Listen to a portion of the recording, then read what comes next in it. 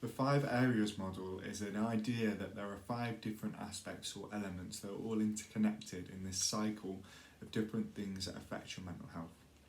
Those 5 areas are situations, thoughts, emotions or feelings, physical sensations, and behaviours. The first element of this cycle is situations.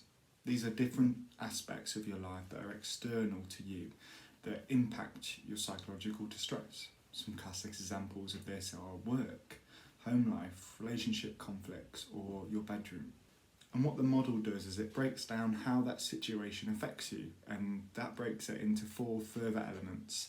Those are the thoughts, emotions, physical sensations, and behaviours that you enact in that situation. So let's start with thoughts. These are things that are going on in your head. So your internal monologue. Some classic examples of this are, say, if you were experiencing a little bit of depression, you might think, oh, I'm not good enough, I can't do this.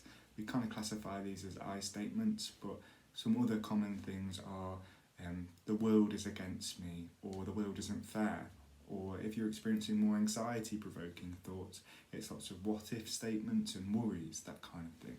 The next kind of element is emotions, and they're closely interlinked with thoughts, and often people confuse the two. We think of emotions normally as one-word statements, so I am sad, I am happy, I am scared. Normally, if we combat thoughts, emotions follow closely behind. The next element of physical sensations. These are things like headaches, muscle soreness, stomach cramps, and rapid heart rate. If you are working with a psychologist, they might do things like progressive muscle relaxation, breathing techniques, or grounding exercises to help combat these physical symptoms. The final element is your behaviours. These are often the first thing that we recognise, or the first thing that other people recognise. And you might be doing one of them now. Are you scrolling on Instagram, going through those reels to kind of forget what you're struggling with in your life? Are you avoiding that psychological distress, those thoughts and emotions and physical sensations that you are currently experiencing by scrolling on Instagram? If you are, then a CBT therapist, for example, might call you out on that. They might say, hey, look, this thing that you're doing isn't helping you break this cycle. And by doing a different action that is better for you can help break it, and then reduce those thoughts, emotions and physical sensations. And you can enact this in any other way.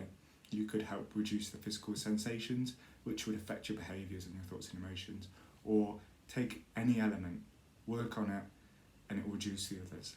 That's the idea of the 5 areas model, and the idea of CBT in whole, really.